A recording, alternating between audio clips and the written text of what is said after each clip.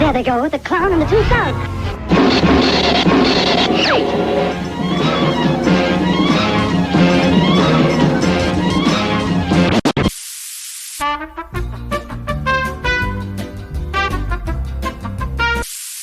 You heard it here first on Juice's podcast.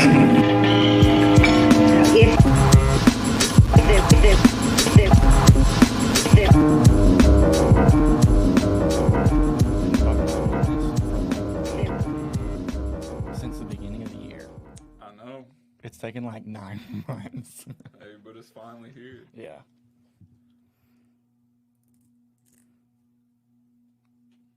I'm excited, dude. I got like 50 people on my list that I want to have on. Mm-hmm.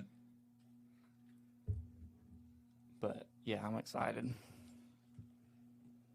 Me and Dad are going to do an episode on Monday. Mm-hmm. Like a 9/11 episode. And after he gets off work, we're going to do a 9/11 episode. And that morning, I'm going to do the Stairmaster Challenge and do the 220 flights of stairs.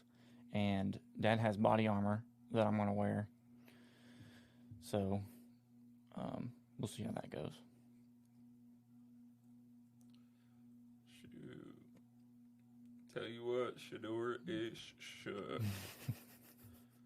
Now, with the whole 9/11 thing, y'all gonna be talking conspiracy? There's a potential. I just, in my mind, and I was thinking about this morning, because I have heard, like, inside job, Pentagon, they didn't know what was going on and all this stuff. But at the end of the day, like, no matter who did it, lots of people died. Right. And no matter who did it, it was a national tragedy. Mm-hmm. And I feel like a lot of younger kids these days, and I would consider us young, Right. but if you talk to like high schoolers now or even kids like Zane and Ryder, they haven't heard Right. about that, like what happened and what was the significance of what happened on that day, and it was never brought up in school. And it might be different because my dad was in the Marine Corps, but like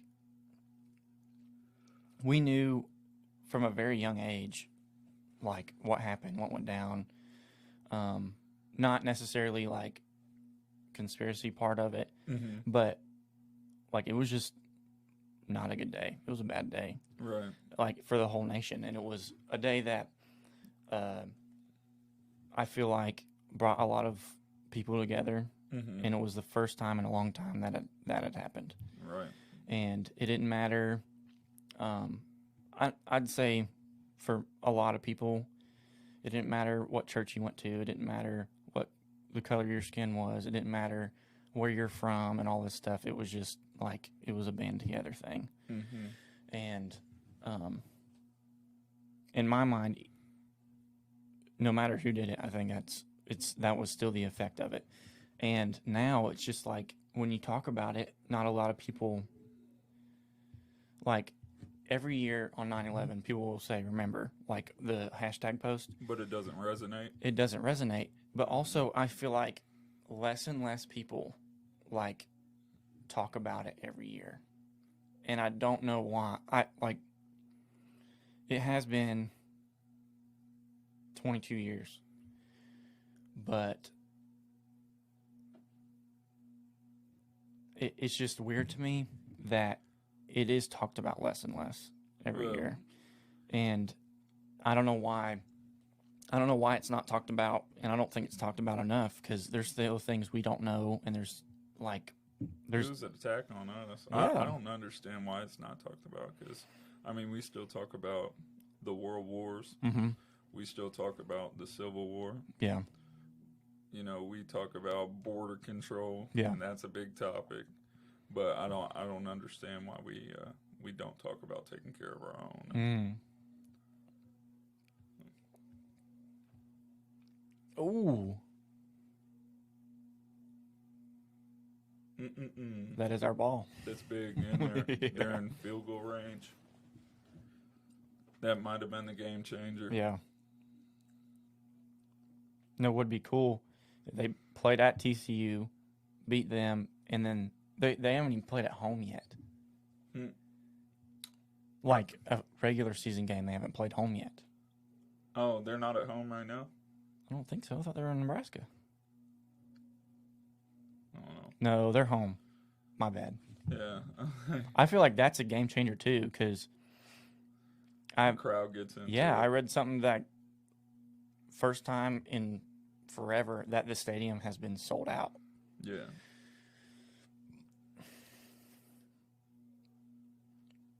Yeah. Uh-oh. They get momentum, they're rolling. Yeah. But shoot. Let's talk. So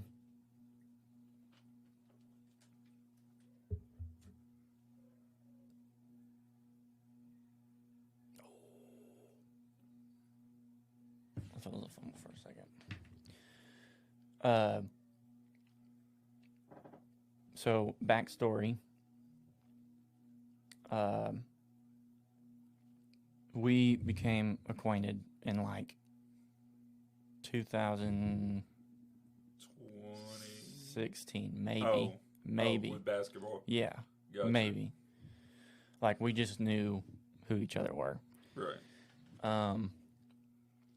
And that was about the extent of our relationship for about 4 years.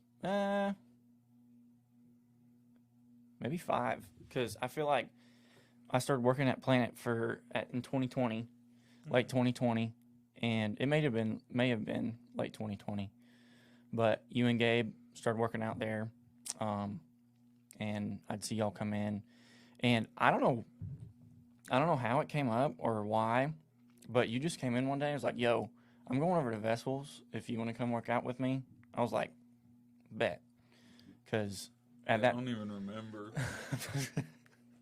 Because, dude, at Planet, as soon as I started working there, I was working out there, and you ever feel like, for like a season, you work out, you see progress, and then it's just like you hit a wall, and you need something different and new to like break past that plateau. And I feel like I'd hit that, and I was looking for something different, and I was not really sure what that was. And then, of course, the invite over to Vessels, and then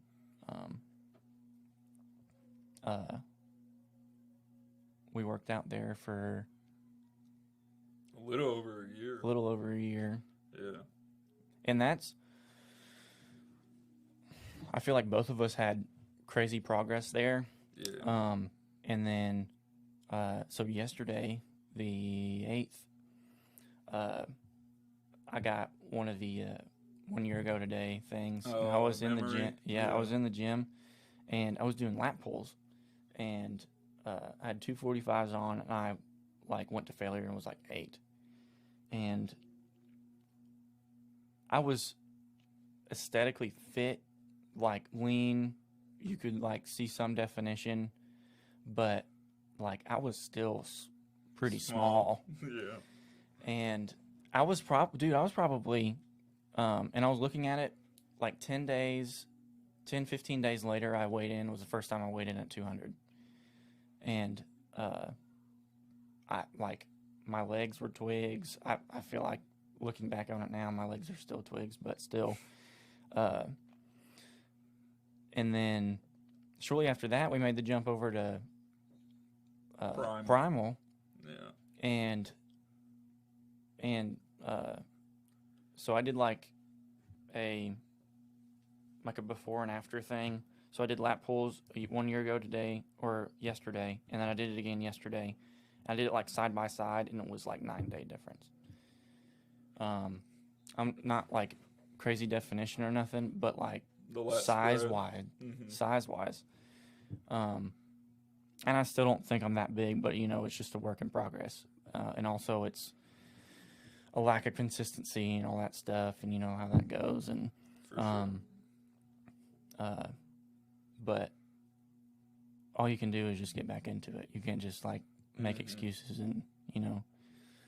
But yeah, it's been wild, dude. Yeah. It's been like 2 years, almost 3 years, that we've became good friends. But yeah, dude, it's just wild how it all came together. And it's kind of, I mean, I can't really explain it. It just happened. But I'm grateful. And 3 years later, we're on a damn We're podcast. on a damn podcast. So let's get right into it. You know my thoughts on the podcast and stuff. I don't want this to be like an interview based. I just like we're having a conversation. We're Right. two dudes, two friends having a conversation. For sure. But at the same time, there's questions that I'll like think about and pray about and like on specific people.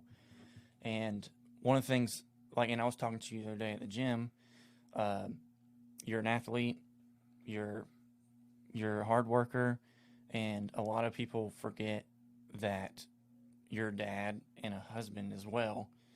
And you're 26.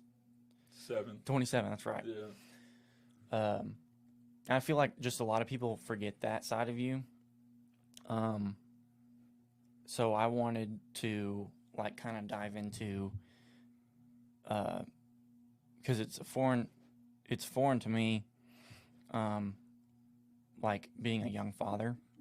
And we had like just messed around a little bit, and you joking around like you need to start getting kids early. So Right. Yeah. but like Now you're getting to the point you're starting to get closer. You're like, but like, what's your mentality as a young father? Like, this is what I want to do. This is how I want my kids to be. This is how I want to raise them. Like, what's the mentality of having two boys as a 27-year-old? So, my mentality is really just to build them up to be strong men. I don't feel like we have a lot of strong men in society anymore. You know, for whatever reason, men nowadays are broken down, and it's like everything's against them. And Yeah. so my goal as a father is to build strong men and teach them how to build strong men. Yeah. So, and it's not easy. I'm not perfect. You know, I grew up without a father, so, you know, kind of flying by the seam of my pants Yeah. type stuff. But yeah, that's the end goal. Yeah. So,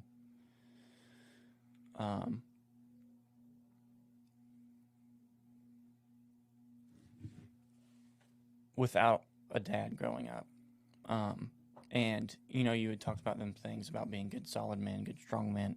Where along the road, where did you get that kind of mindset? Like being strong, being solid in foundation and stuff. Where did you grab those aspects? Man, honestly, I don't know. I mean, I had, you know, my mom. She was like a mother and father to me. Yeah. So she's a very strong woman. Yeah. And you got to be to raise, you know, three boys of Yeah. your own. So, you know, I would say I got foundation from her, Mm-hmm. but as I've grown up, I've had a good group of guys around me. So, like, you know, almost all my friends now are, you know, coupled up, whether they're boyfriend, girlfriend, Yeah. in a serious relationship, engaged, or married. Mm-hmm. You know, like all my really close friends. Yeah. are like that, and I think building a solid foundation around you plays a huge part in that. Yeah. When I went, yeah, touchdown. But when I went off to college, I had two coaches, Mm-hmm. and they, they wanted you to be good at football, Mhm. but one of the things they stressed while we were in college was to build us up to be good men Mm-hmm. and good fathers, good husbands. So I owe a lot to them. Yeah. I still talk with my defensive back coach, believe it or not. Played safety in college. Yeah. Yeah, but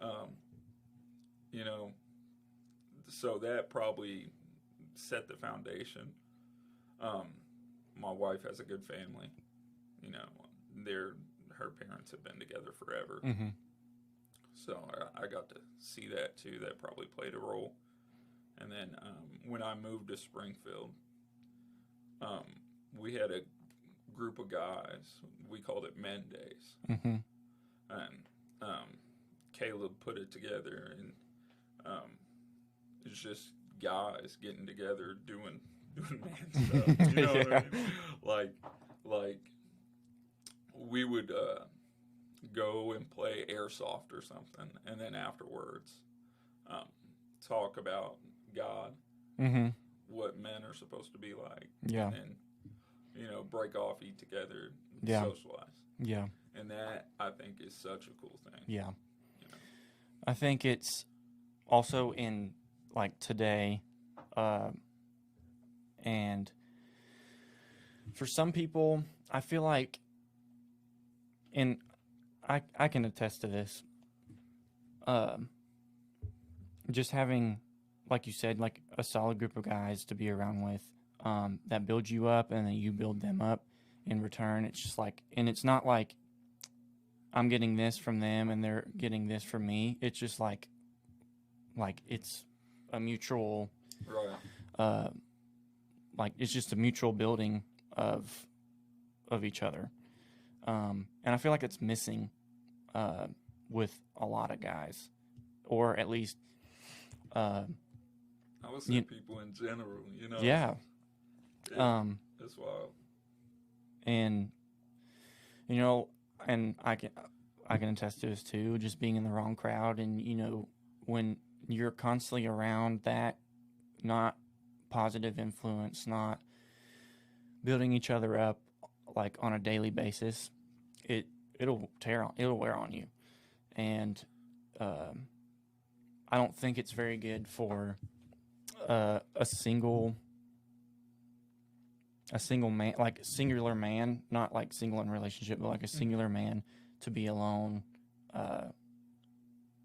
like without a group of guys that are there to Right. like help bear the Right. burden. Community, bro. Yeah. It's huge. And you can have a community with like friends and stuff, but like having like a set of guys that you could call like brothers Mm-hmm. is different. Yeah. It's like, and a lot of people have lost that. And I mean, you can link that to a bunch of social problems and stuff like that. Right. But I feel like that's missing a lot in American families. Mm-hmm. And for us, it was always hard to make friends growing up, because we would move every Right, year with the basically. military. And every once in a while, we'd get like a 3-year tour, and the only time I remember that happening was in North Carolina, and we had made good friends there, like settled in, and then just, I mean, within no time you get orders and you got to go. Right. And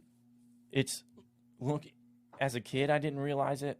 You deal with that stuff as a kid, like it's just kind of, Right. you don't really understand it. You don't really think about it. But looking back on it now, it's just like subconsciously, like you didn't want to make friends because you knew that the process would happen again, and you would have to say goodbye and like lose that friendship. Right. And so for us three, so me, Thomas, and Will, we all reacted to it differently. Thomas has a pool of friends. He's just like a people person, and it used to be where I would talk to everybody. I could make a friend with a stranger, and Thomas was just like antisocial, didn't want to talk to nobody. And like when we moved here, it flipped. And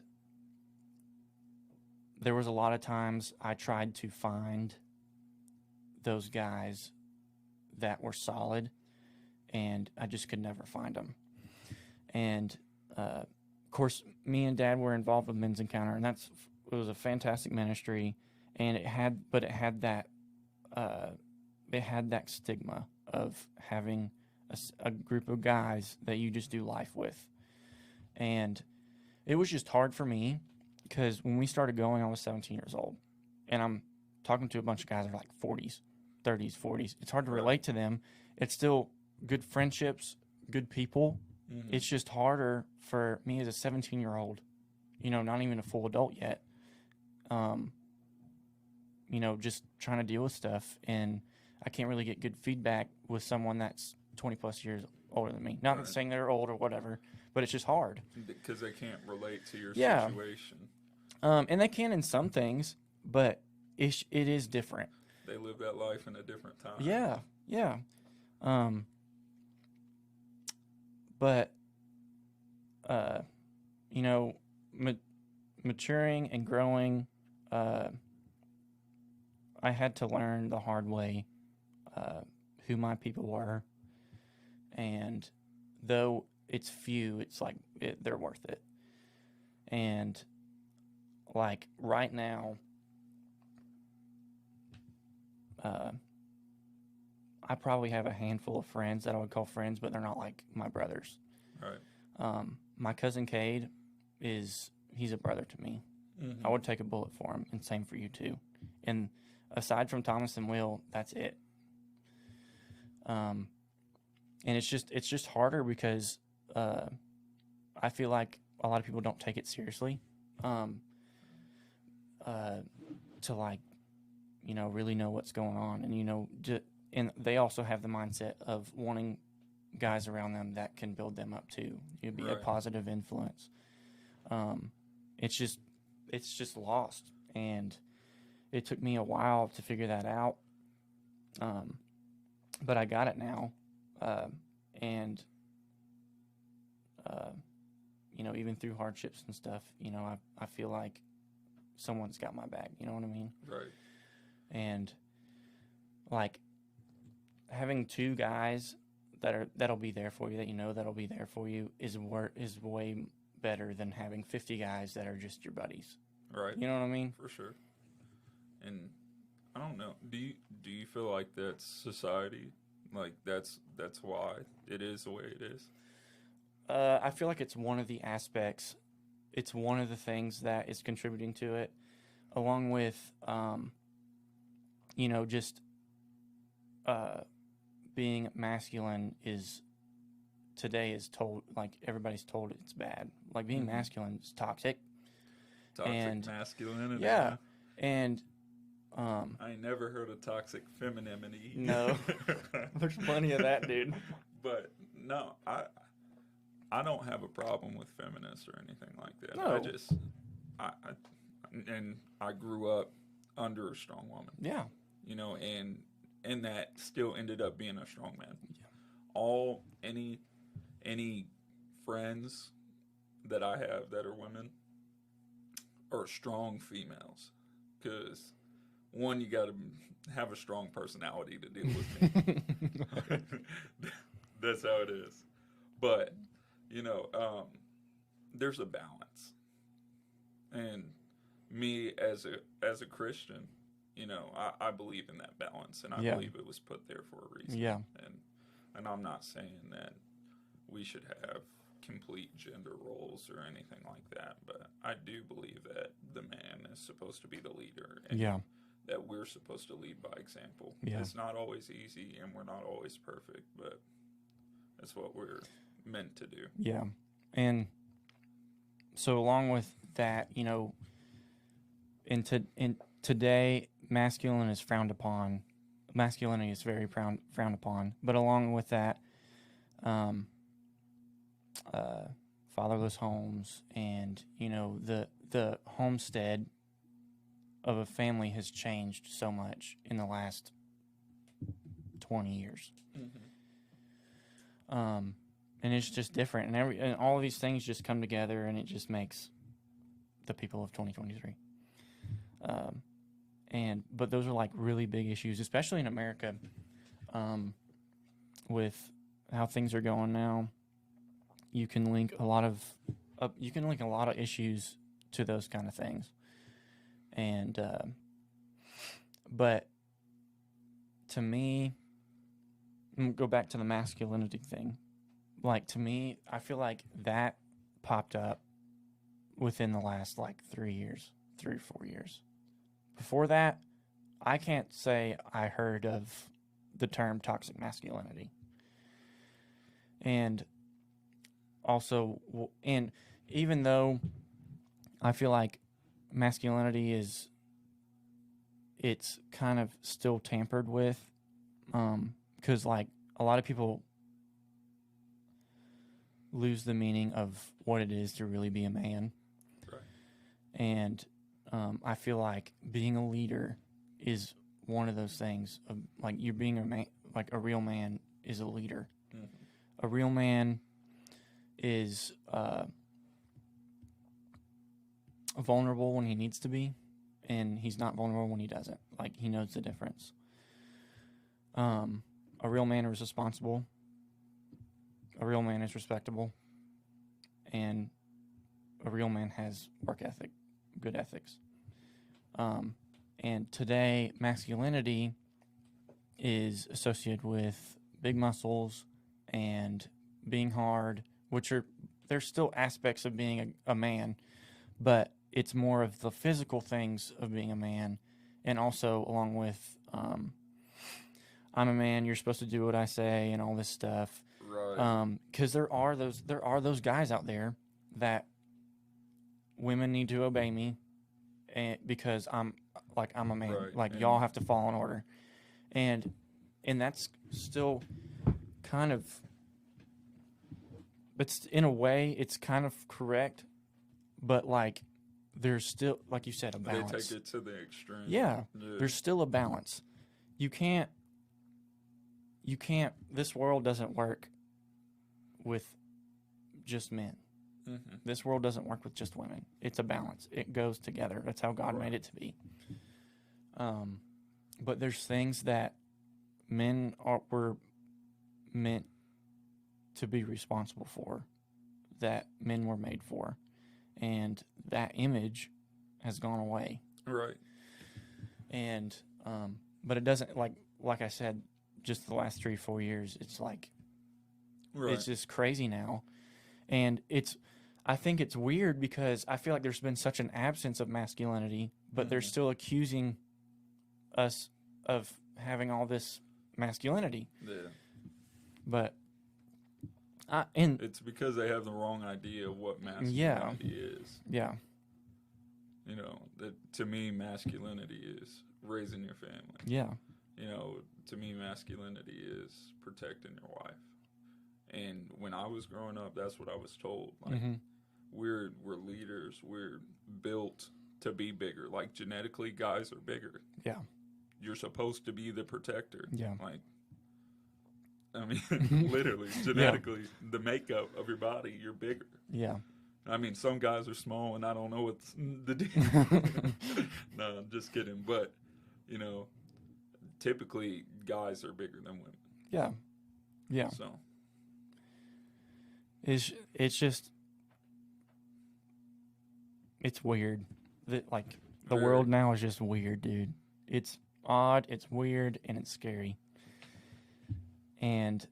But me and Cade, my cousin, when we went and visited Georgia last, we were out on his front porch, and we just talk about whatever's going on in the world and stuff. And where was I going with that?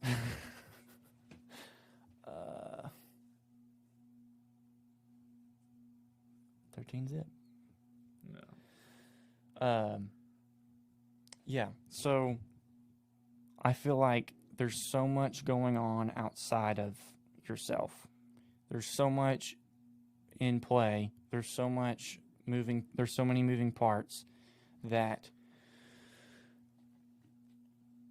I feel like that myself, the only thing that I can do to make the world a better place is take care of me and my own.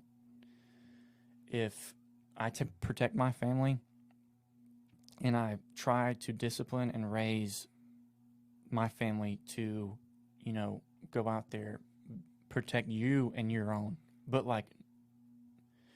be a leader in the world. Be one of the ones that is not following what the world is telling you to do. And, but I feel like if I can take care of myself and my people, like my family, then that will branch off outside of because people will see it. I'm not saying that the people outside of my family are not important, but I can't make Ken Shea Cunningham do anything. I can't, we're just here to iron sharpens iron. You know what I'm saying? But my family is my responsibility. And the most I can do in my eyes, the most I can do is take care of them and, make sure they're all okay, but make sure they're set when they're ready to go. When, Lord willing, when I have kids, they're ready to go out into the world and do big things. Right. And I can't. Maybe I don't know. I can't go on Instagram or whatever, go on the internet and get a huge following and everybody listens to what I say. I feel like that's kind of. Yeah. But I feel like my responsibility is to take care of me and my own, and that's if you put your effort into that, as a father and a husband. If you put more effort into that, then you'll be solid. And Right. then your kids take those off to their kids and their kids and their kids, and it's just Right. branches off. And Right. so now you have a huge network, not network, but a huge variety of people that are going out there and to try and make their legacy, Yeah. be leaders and, go out and just take the world by the reins. So, yeah, that kind of,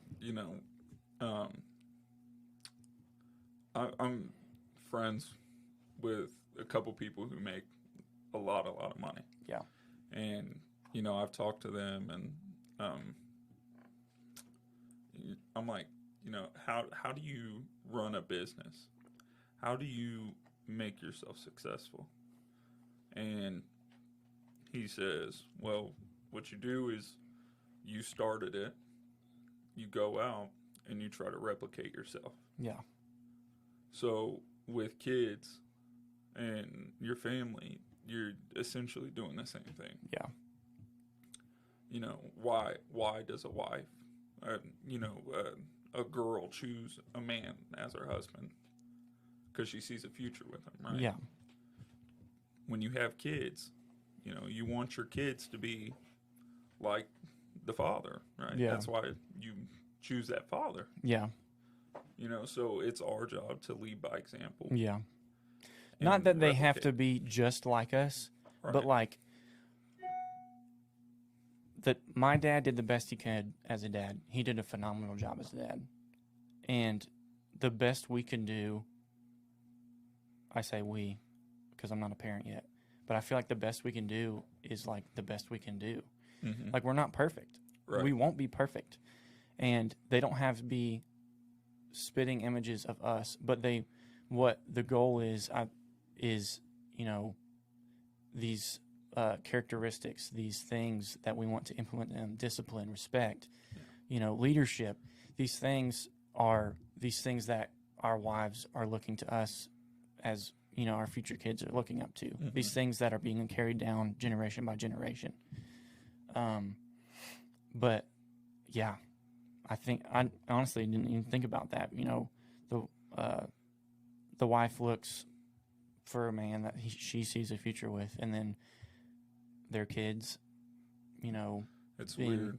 A lot of girls, they get with guys that remind them of their father. Yeah. And that's why you see, a lot of girls who, I don't know, a good way to say it. A lot of girls who, have dad issues or father issues, have issues with with relationships, right? Yeah. So it's just what they've been around. It's their environment, and I'm not saying that's the case for everybody, but it does seem like. And when I was young and single, like 17 years old, and you scroll through Instagram, you walk into Walmart, and you see this pretty girl walking down Walmart, and she's with this total douchebag, dirty-looking dude. Right. And I'm like, why in the world would someone just looking on the outside, someone that attractive is with a slob like this? But it's just from the outside looking in. But at the same time, I'm thinking, like, what was her home life like? Yeah. And that's what people say when they see Gabriel with me. But if they're not around, a father, or they don't have a father that is there emotionally, physically, then there's an absence. And so, if there's an absence, then you're, what's the word I'm looking for? Then I guess your expectations, was kind of... You don't know what to expect. And I do think, I think girls, I think sometimes, like guys too, in a way. Yeah, that's what I was just about to say. I think it's for both sides. And it's not really a conscious thing, it's a subconscious thing. Mm-hmm. And it's kind of hard to explain. And I don't know. Also, insecurities. Yeah. I love my mom to death, but she has 4 kids, 4 different dads. Mm-hmm. So I didn't know what a stable relationship was. I knew how those guys treated her, and that I didn't want to be like that. Yeah. Because I seen the hurt. Yeah. But I didn't really know what I was supposed to do or how I was supposed to act. So, with that being all I knew, when Gabrielle and I first got together, like when we were in college, it was rough. I was a douche. Like, it was bad. But, her coming from a stable relationship, I guess she saw something in me that I couldn't see myself. Yeah. So she stuck it out. She's a trooper. But, she knew what stable was, stability was, and I didn't. And I think I was scared of commitment. Yeah. Because, just people leaving. So, yeah. Yeah.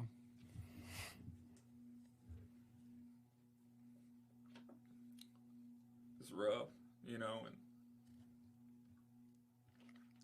and it really all goes back to fatherless homes. Yeah. And I most of the issues in the world, I think, go back to fatherless homes. Yeah. I seen this thing. I forget where I saw it, but it's like fatherless homes isn't a new thing. Yeah. Like, it started a long time ago. During the Industrial Revolution and stuff like that time period when men went off to war. And, the females were left at home to fend for themselves. And then the men came back. And then, the industrial time, so they got factories and stuff going, and they said, hey, if you leave your family, you leave the farm, and and you come and you work here, you can make more money to get your family a better life. Mm-hmm. But by doing that, They sacrifice. you remove the men Yeah. from the family. Mm-hmm. Also, thought about this. So, like, fatherless homes has always been around, but specifically in the U.S., along with the Industrial Revolution, I feel like the series of wars were fought in the mid 1900s, and you have countless fathers not coming home, and then there's an absence. And it's basically up in the air now, and I'm not saying all of them, but there is an absence of a father in the home when they don't come home, and I feel maybe that's also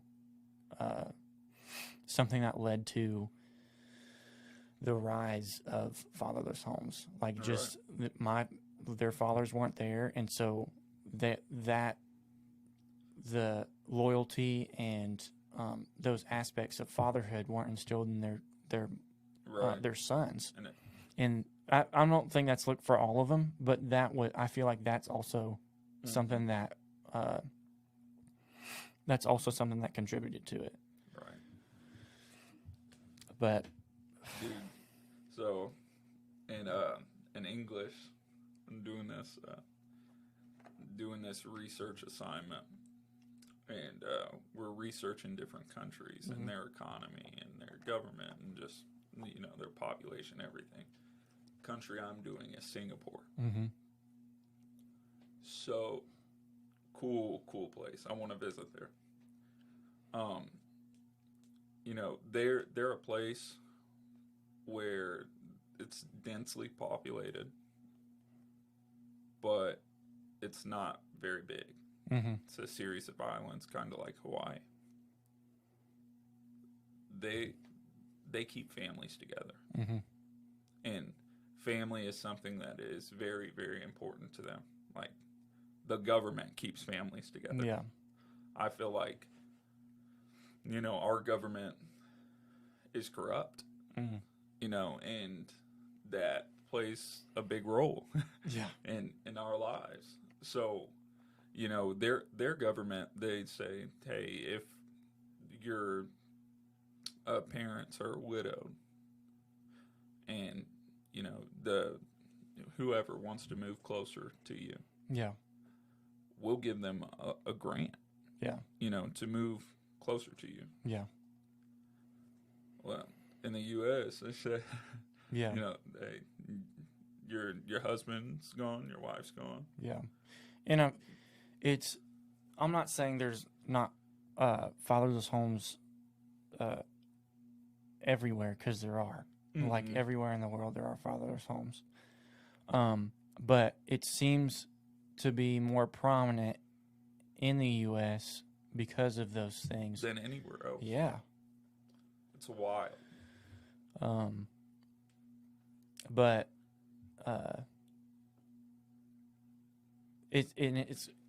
and I feel like it's not just with fatherless homes. I feel like the U.S. leads in a lot of ways, in not so good ways, or not so good things.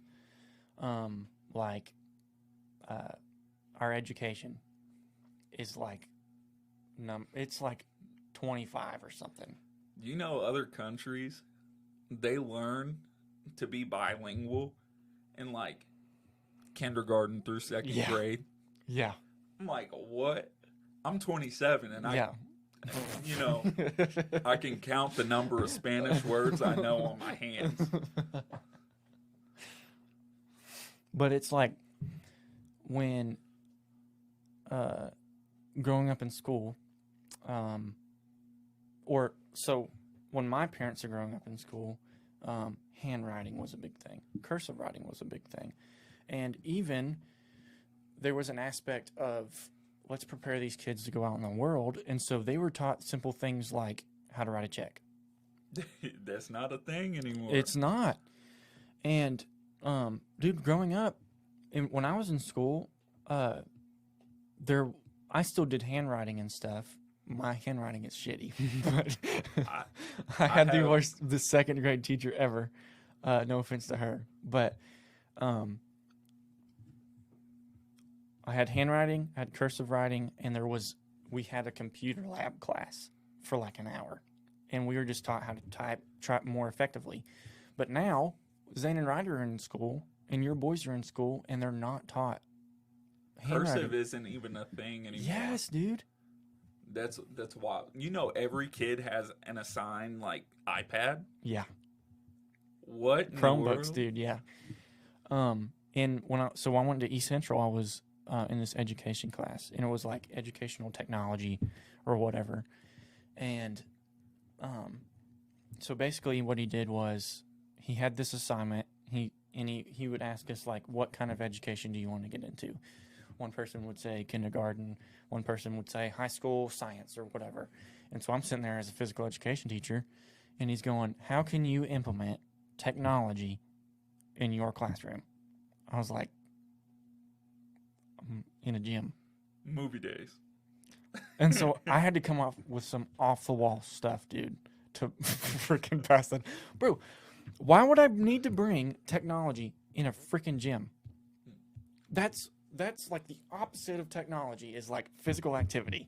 Right. And so, but that's the way we're going. It's just, I guess it's... What about data sheets? Like the technology to keep track of, you know, people's goals and PRs and stuff like that, you know, as far as I think I physical had activity. said something about that, and I said something about like using other fitness trainers like videos and stuff, and then like going along with those. That's about the extent I could freaking go with. Sean T. P90X. But I guess it's just more easy in a way to like track data and stuff. But the more we are associated with technology, the worse, especially as younger kids. It's terrible. Because, and it's also, technology is not for everybody. Every kid learns differently. Thomas and Will learned from like being able to see the concept and see how it is like physically. They Hands-on. couldn't just read it from a book. Right. And I was different. I could for the most part read it from a book and then get the concept. But it was different for them, and it's different for every kid. Every kid can't go into school every day, get on the Chromebook, and learn the concept. And that's also an issue with education. There's like, it's a universal, we're all doing this together. Right. And there are so many kids that understand that. But There are so many that don't. yes, dude, there's so many kids that are left behind education-wise. Mm-hmm. And we see it more and more every day. Yeah. And now, when you have these kids, they're getting ready to go off in the world, and let's say they don't have a great home life. Their parents are not teaching them these things. And they go out in the world, and they have no idea what the frick they're doing. Right. And so, how does that benefit? Well, first of all, how does that benefit them? And then how does it benefit our society, our economy? And then, next thing you know, we have another homeless person on the streets. And so, in some ways, I feel like our education is doing good, but in a lot of ways, we're failing as a country, like bad. And more so in like inner cities, dude, because most of it is like, and there's arguments with like funding and stuff, but like in inner cities, the education in inner cities is the worst. And so you have so many high school dropouts that don't finish with a high school diploma, and you know, what do they have to resort to? Well, yeah, drug dealing, Yeah. and stuff like that. But you know, I don't think that people really want to be teachers there. You know, because It's a calling, dude. It sucks. It's a calling, dude. And I can say not every person is meant to be a teacher. right, And in the 6 years I was in public school, I probably had 3 teachers that, looking back now, were there for the right reasons. I had a PE coach in 5th grade in Georgia. And he was one of those guys, good man, good coach. But it wasn't just about let's go to PE and throw dodgeball. He was very big on what it means to be disciplined, what it means to have respect for other people, and just those things that a lot of kids need to know, need to be shown when they're kids. Yeah. Because they're sponges when they're kids. Mhm. That's like the most susceptible time Right. of our lives. And, but dude, all the other teachers, dude, so in 5th grade, when we moved to North Carolina, I went half year in Georgia and went to North Carolina and did 5th grade, the second half of 5th grade. My teacher, looking back, just seemed to hate her life. Mm-hmm. And she was just a drag of a person. No offense to her, but she was not there for the kids. She's going to hear this podcast and come right back at Well, you. I'm sorry, I'm not going to say her name, but but dude, and then 6th grade, dude, probably the worst teacher experience I've ever had. So in between, no, we had moved on base. So 5th grade, graduated 5th grade, went into 6th grade year, and my home teacher, I'm going to say her name because I just don't like her, Mrs. King, dude. Dang. Mrs. King, dude. She's probably like mid-60s. Skinny white lady. Old Did lady. you wrong. Bro. I had a hard time in 6th grade. Mm-hmm. Especially like school in general. I was bullied a lot. And I'm not like that's not an excuse or whatever. But 6th grade was hard. And one of the big reasons was because I'll give you an example. So she made an assignment for us to write papers. It could be about whatever issue you wanted to argue about. It was basically a debate, but it was on paper. It was an essay. And so went home and I talked to Dad. I was like, I don't know what to do and all this stuff. And after talking, I wanted to talk about, because just then recently there was like a school shooting in Rhode Island, or it was a big one. Mm-hmm. And so I was like, and I thought about it. I was like, my argument was there should be less restrictions for school teachers to be able to conceal carry weapons. Right. And I argue, like, with proper training, they have the option. They're not required. They have the option to carry in schools. Mm-hmm. But with training and all this stuff. That was my argument. And so I presented it to the whole class, and the kid right after me was arguing that we shouldn't have guns in schools. And she was very into his topic and not mine. She was asking questions and all this stuff. Let you know. And then I remember every morning we'd do like a news. We'd watch the news, like some weird some college group had made like an off-brand news channel, and they were talking about a certain somebody that my family didn't really like in the Democrat Party. And so Dang she knew that I was, I'm a 6th grader. Right. But like at the time, I was kind of vocal about like being a Republican and whatever. Right. But again, I'm 6th grade. And she was playing, she played a specific video. I think it was like Hillary or Bill Clinton or something like that. And it was a video on them or something. And the whole out of the whole class, She was just staring at you like this?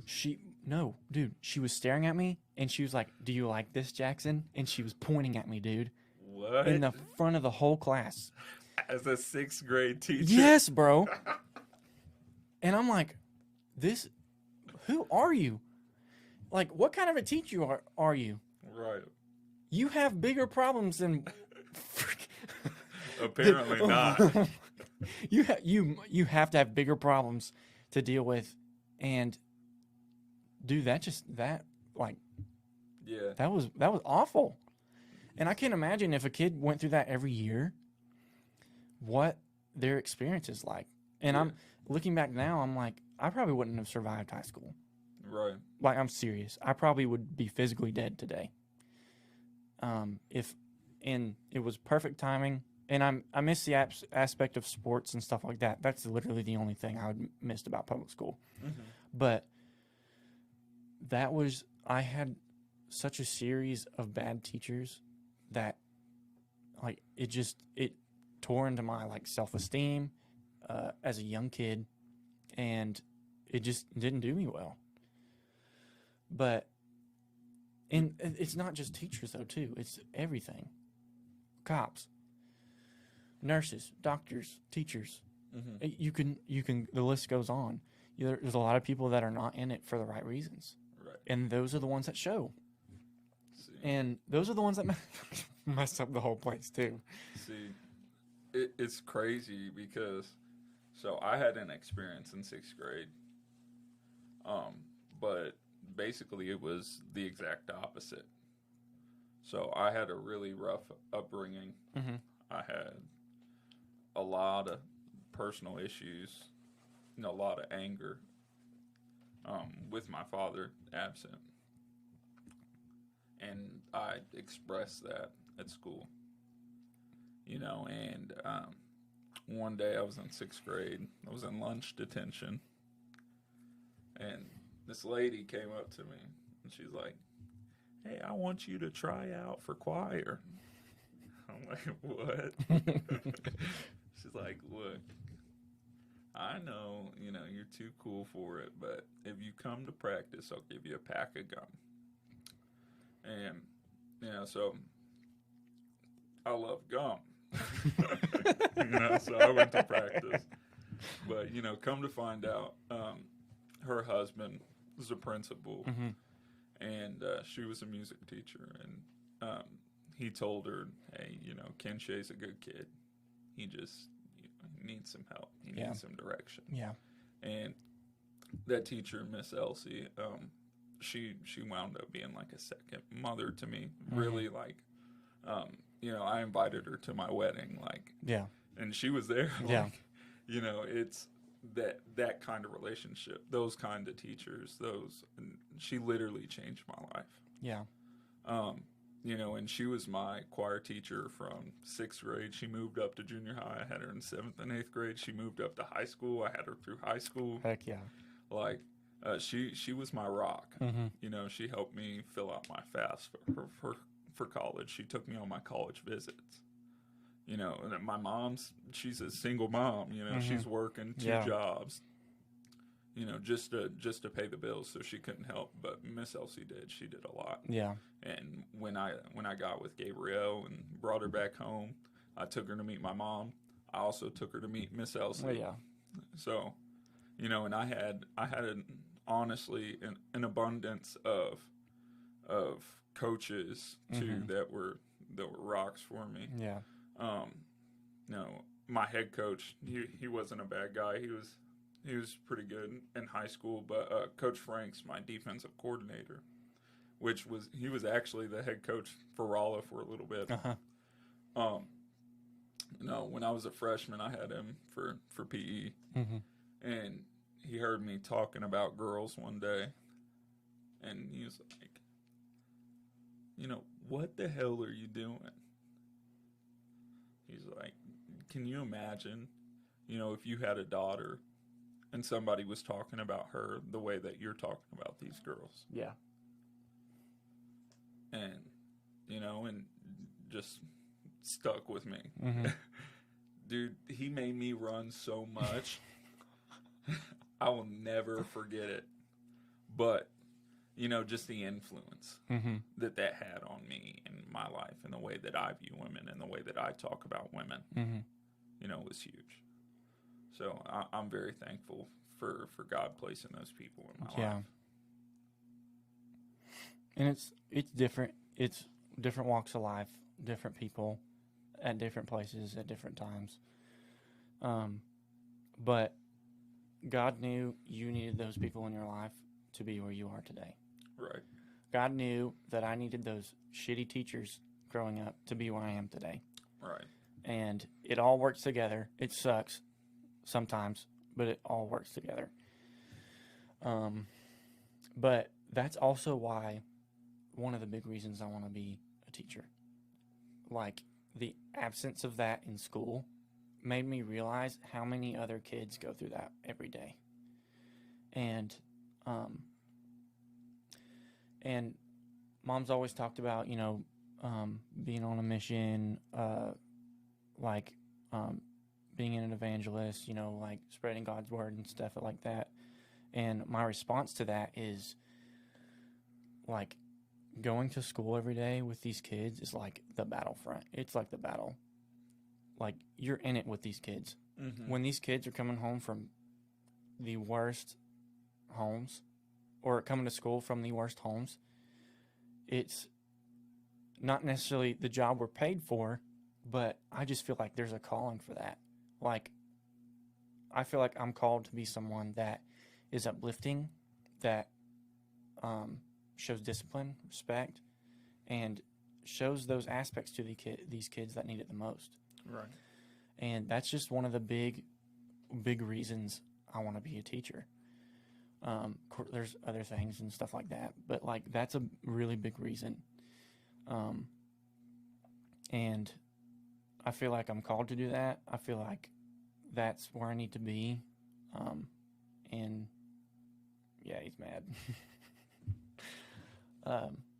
But it sucks, but there is such a big absence of teachers that are there for the right reasons. And that's also the not so good teachers or the bad education is a result of those not so good teachers. Right. And it's not they take the whole blame, but it's definitely a part of it. Right.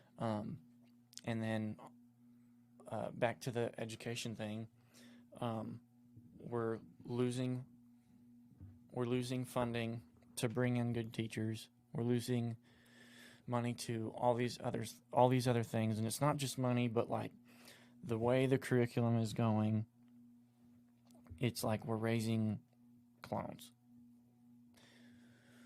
This is what's going on in here. This is what's going on in America. This is right and wrong.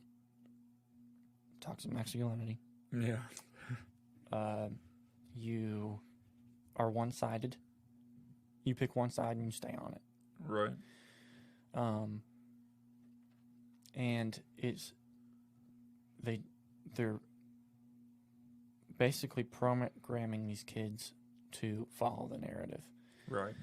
And it's scary, dude. Yeah. Dude, so 2 weeks ago, Zane came home from school, and we were out in the pool, and Dad got home from work, and wanted to talk to us all about Zane. And we thought Zane had done something dumb or whatever.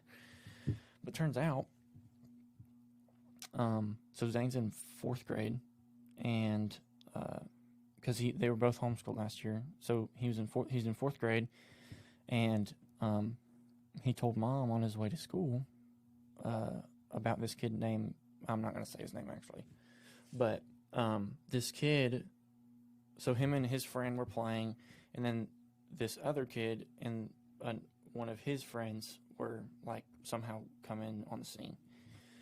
And he said that he heard this kid talk to this other kid and say, "You remember when I used to be a girl last year?"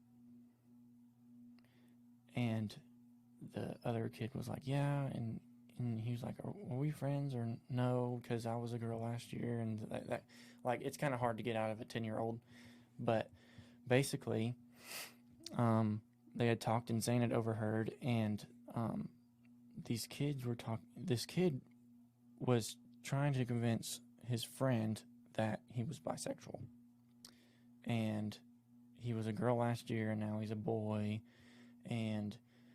but basically, my 10-year-old brother knows what a freaking bisexual is now. My brother knows what gay and lesbian is now because of this kid. When I was 10 years old, sex was the last thing on my mind, at least at 10 years old. Right. And that's not the same for everybody, but I didn't know what gay was. I didn't know what lesbian was. I didn't need to know that at 10 years old. Mm-hmm. It wasn't the time for it yet. And I feel like that's a serious conversation to have with a kid. And as a 10-year-old, you have all these different options now. Not saying that those options won't come up in the future, like those temptations and stuff. You know what I'm saying? They're just exposed to it at such a young. Why do you think all these kids that are like 7, 8 years old, they're getting freaking sex transitions at such a young age? It's wrong.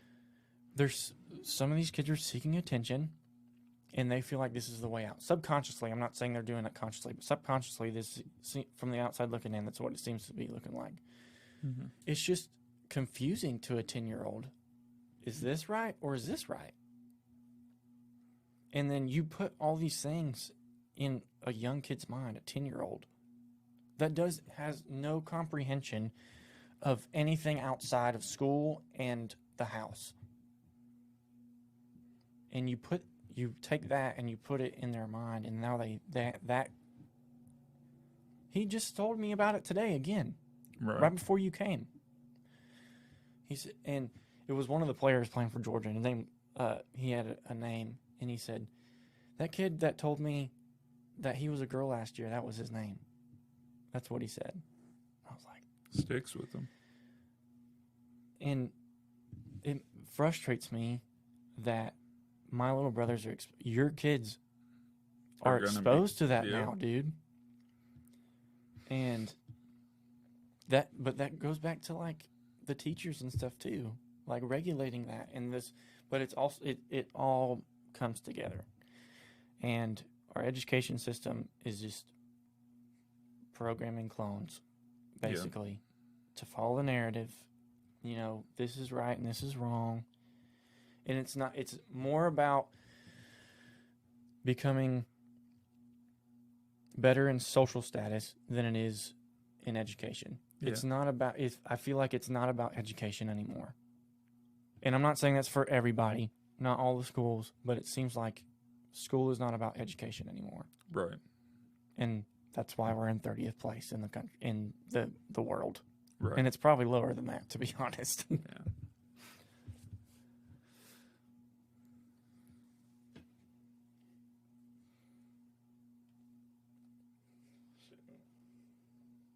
It's a good game.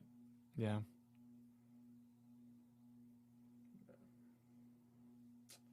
What time is it? 1:20. I gotta go. You gotta go. My wife's gonna be mad. We gotta get little cousin's birthday party. Okay. So I'm taking the kids out there. Okay. You coming out tonight still? Are we watching the fight? Heck yeah, dude.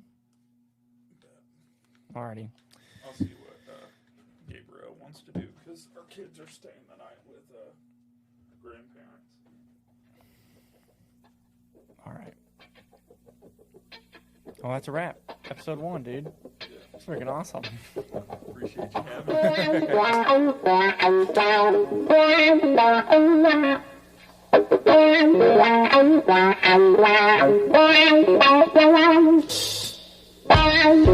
me.